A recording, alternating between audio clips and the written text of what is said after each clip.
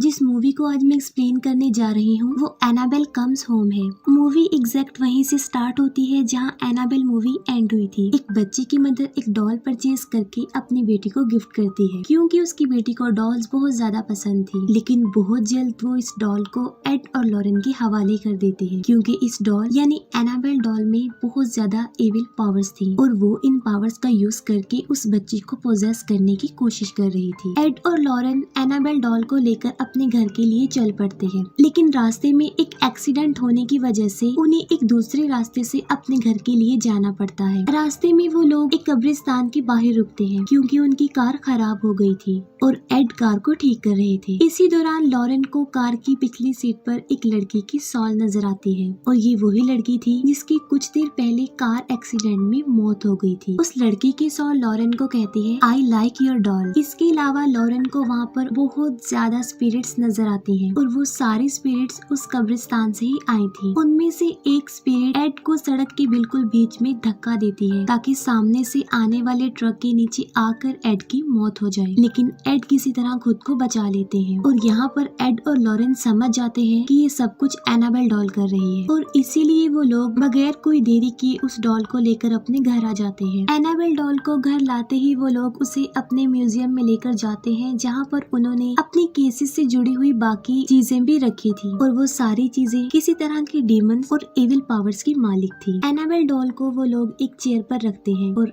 Annabelle doll की वहाँ मौजूदगी से अजीबोगरीब होने लगता है, जैसे कि घड़ी का उल्टा चलना और बाकी चीजों की मूवमेंट, जो कि काफी अजीब था। और इसीलिए वो लोग एनाबेल डॉल को एक फादर से ब्लेस्ड करवाते हैं और उसे एक शीशे की बॉक्स में बंद कर देते हैं जो कि चर्च से मंगवाया था। यहाँ पर हमें एनाबेल डॉल की पावर का पता चलता है, यानी वो हर तरह की स्पिरिट्स, चाहे वो अच्छी हो या बुरी, उन्हें अपनी तरफ अट्रैक्ट करती है और उनसे अपने विक्टिम पर अटैक करवाती है। इसके बाद हमें एक साल बाद का सीन दिखाया जाता है जहाँ एड और लॉरेन की बेटी जोडी दिखाई जाती है जो कि अपना ब्रेकफास्ट लेते हुए न्यूज़पेपर में एक न्यूज देख रही थी। उस न्यूज में एड और लॉरेन के बारे में बताया गया था। लोग उनके बारे में कह रहे थे कि ये लोग फेक हैं और वो पैसों के लालच में डेमन फोर्सेस से लड़ने का ड्रामा करते हैं। और यहाँ पर एक क्वेश्चन भी पूछा गया था कि क्या ये हीरोज हैं या फिर हॉक्स। स्कूल में भी जूडी को बाकी बच्चे उसके पेरेंट्स को लेकर काफी परेशान करते थे और यही वजह है कि जूडी का कोई भी क्लोज फ्रेंड नहीं था। नेक्स्ट मॉर्निंग एड और लॉरेन को किसी केस के सिलसिले में आउट ऑफ सिटी जाना था और वो लोग मैरी नाम की एक लड़की को जूडी की केयर टेकर के तौर पर अपॉइंट करते हैं। मैरी जूडी को स्कूल में ड्रॉप करती है और जूडी को स्कूल में एक फादर की सॉल नजर आती है जो कि कॉन्टिन्यूसली उसे ही देख रहा था और वो सॉल जूडी को फॉलो भी कर रहा था। और यहाँ पर हमें ये पता चलता है कि जूडी को वो स्पिरिट इसलिए नजर आ रही थी क्योंकि उसके पास उसकी मदर की तरह पावर थी जो कि स्पिरिट्स को देख सकती थी, उन्हें महसूस कर सकती थी। इसके बाद हम मैरी को उसकी फ्रेंड डैनियला के साथ सुपरमार्केट में देखते हैं क्योंकि जूडी की बर्थडे थी और केक बनाने के लिए उसे इंग्रेडिएंट्स चाहिए थे। शॉपकीपर और मैरी एक दूसरे को लाइक करते थे। इन लोगों की कन्वर्सेशन के दौरान हमें ये पता चलता है कि डैनियला किसी वजह से एड और लॉरेन के घर जाने में काफी इंटरेस्टेड थी। मैरी जब जूडी को स्कूल में पिक करने जाती है तब वो लोग वहाँ पर उस फादर के स्टैचू को देखते हैं जो काफी देर से जूडी को नजर आ रहा था और जब जूडी टर्न करके देखती है तो वो फिर से फादर की स्पिरिट को देखती है। मैरी और जूडी केक बनाने में बिजी थे तब डैनियला बैक डोर से उनके घर आ जाती है। डैनियला के हाथ में एक छोटी सी बेल होती है और वो जूडी से पूछती है कि क्या ये कोई स्पिरिट बेल है, जिस पर जूडी उसे कहती है कि नहीं, ये एक नॉर्मल बेल है जो कि उसकी मदर ने कलेक्ट की है। असल में डैनियला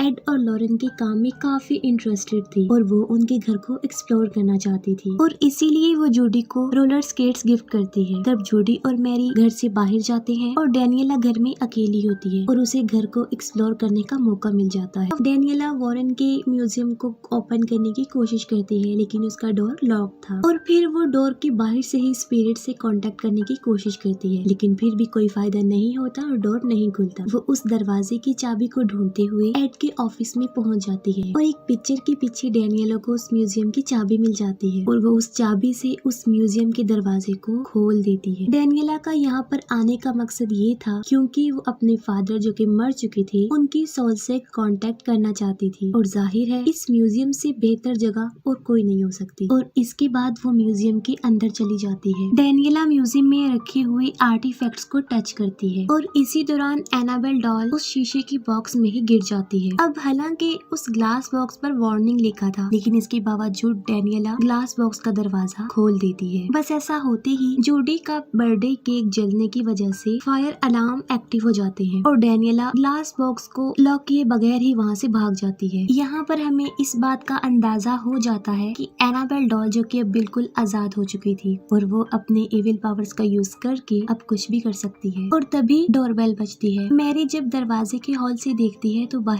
कोई भी नहीं होता, जिस पर वो काफी हैरान हो जाती है। लेकिन मैरी दरवाजा खोल देती है और वहाँ पर उसे एक बच्ची नजर आती है जो उसे कहती है कि उसने एनाबेल डॉल से खेलना है। और फिर तभी अचानक से वो बच्ची वहाँ से गायब हो जाती है, जो कि जाहिर है हैरान कर देने वाला मंजर तो था ही। डेनियला को अपने फादर की सॉल नजर आती है और वो उन्हें फॉलो करते हुए घर के अंदर चली जाती है। जूडी भी डेनियला को फॉलो करते हुए घर के अंदर चली जाती है, जहाँ जूडी को एक रूम में एनाबेल डॉल एक चेयर पर बैठी हुई नजर आती है और वहाँ पर अजीबोगरीब होने लगता है। और बेड के नीचे जूडी को एक नोट मिलता है जिस पर लिखा होता है मिस मी और साथ में क्वेश्चन मार्क। और वहीं पर जूडी को एक शैडो चलता हुआ नजर आता है और तभी अचानक से दी ब्राइड जूडी के सामने आ जाती है और एक चाकू लेकर जूडी पर अटैक करने लगती है। जूडी क्रॉस उसे दिखाकर खुद को प्रोटेक्ट करती है और साथ में काफी चिल्लाती है और उसके चिल्लाने की आवाज मैरी और डेनियला सुन लेती है। मैरी जूडी के पास आती है और उसे हौसला देती है। यहाँ पर जूडी मैरी को बताती है कि उसके पास ये एबिलिटी है कि वो स्पिरिट्स को देखती है, जिस पर मैरी उसे कहती है कि जरूरी नहीं है कि सारी स्पिरिट्स ही बुरी हो, कुछ अच्छी भी होती है। डेनियला को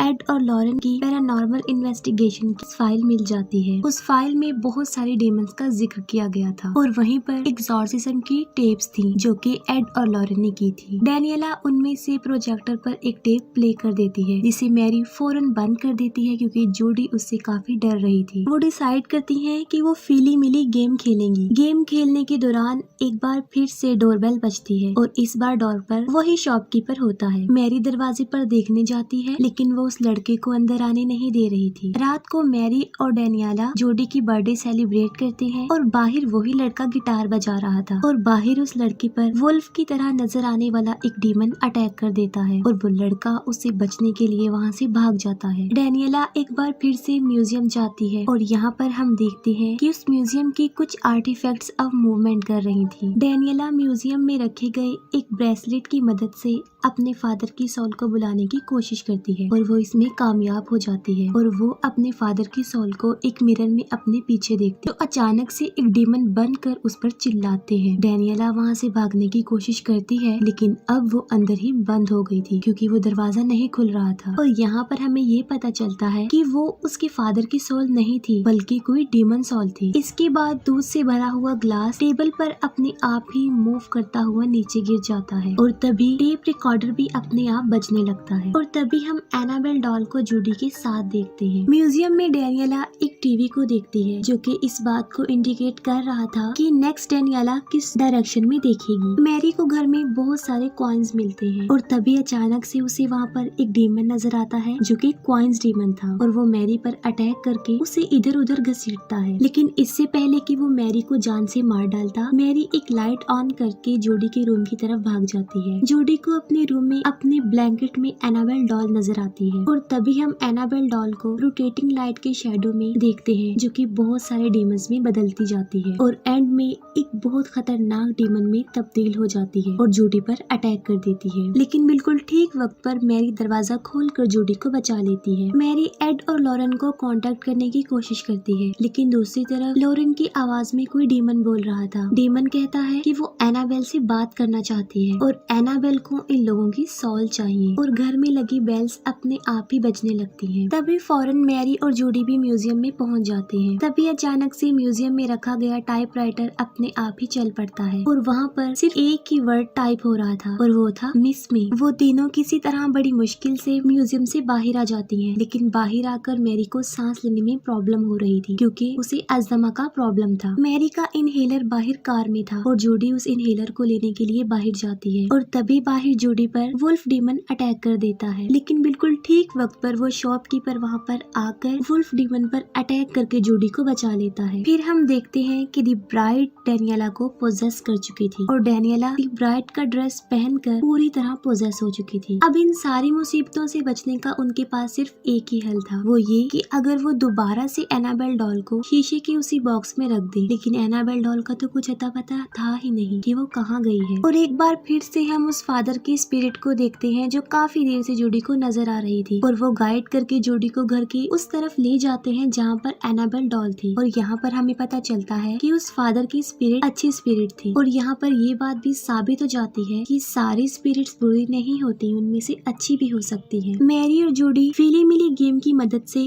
उस रूम की चाबी ढूंढती हैं जहाँ पर एनाबेल डॉल थी और फिर मैरी उस रूम में जाती है। उस रूम में बहुत ज्यादा डीमंस थे और बैड स्पिरिट्स थी जो कि मैरी को काफी डराने की कोशिश करती है। यहाँ पर बड़ी मुश्किल से मैरी एनाबेल डॉल को लेकर रूम से बाहर फेंकती है और जूडी एनाबेल डॉल को उठाकर वापस उस बॉक्स में रखने के लिए भागती है। लेकिन रास्ते में पोसेस डेनियला जूडी पर अटैक कर देती है। मैरी और जूडी डेनियला का मुकाबला करती है और जूडी अपने पेरेंट्स के थ्रू किए गए एग्जॉर्सिज्म की वीडियो प्रोजेक्टर पर प्ले कर देती है। इस वीडियो को देखकर डेनियला का भी एग्जॉर्सिज्म हो जाता है और अब वो दी ब्राइड के कब्जे से आजाद हो चुकी थी। अब ये तीनों लड़कियां म्यूजियम में जाकर एनाबेल डॉल को ग्लास बॉक्स में रखने की कोशिश करती हैं, जहाँ पर बहुत सारे डीमन उनकी कोशिश को नाकाम बनाने की काफी कोशिश करती है। तब जूडी एक क्रॉस की मदद से उन डीमंस को दूर भगा रही थी और डेनियला एनाबेल डॉल को ग्लास बॉक्स में रखने में कामयाब हो जाते हैं और ऐसा होते ही सब कुछ नॉर्मल हो जाता है। और तभी वहाँ पर वो शॉपकीपर भी आ जाता है। जूडी बचाती है कि बाहर डीमन से इस लड़की ने ही उसे बचाया था, जिस पर मैरी काफी खुश हो जाती है। ये चारों लोग रात को वहीं पर टाइम स्पेंड करते हैं और सुबह होते ही एड और लॉरेन भी वहाँ पर आ जाते हैं। जूडी उन सारे इंसिडेंट्स को अपने पेरेंट्स को बता देती है जो उनके साथ हुए और वो दोनों अपनी बेटी को रिलैक्स करते हैं। वो लोग जूडी का बर्थडे सेलिब्रेट करते हैं, सब कुछ हैप्पी और नॉर्मल हो जाता है और यहीं पर इस मूवी की हैप्पी एंडिंग हो जाती है। मूवी के लास्ट सीन में हमें पता चलता है कि डेनियला अपने फादर से कांटेक्ट करने की इसीलिए कोशिश कर रही थी क्योंकि वो अपने फादर की एक्सीडेंट में मौत की वजह खुद को समझती है। इस पर लॉरेन उसे बताती है कि उन लोगों ने उसके फादर के सोल से कांटेक्ट किया था, जिसमें उन्हें पता चला है कि डेनियला का उस एक्सीडेंट में कोई कसूर नहीं था, वो बेकसूर है और उसके फादर को उस पर प्राउड है। और यहीं पर ये मूवी एंड हो जाती है।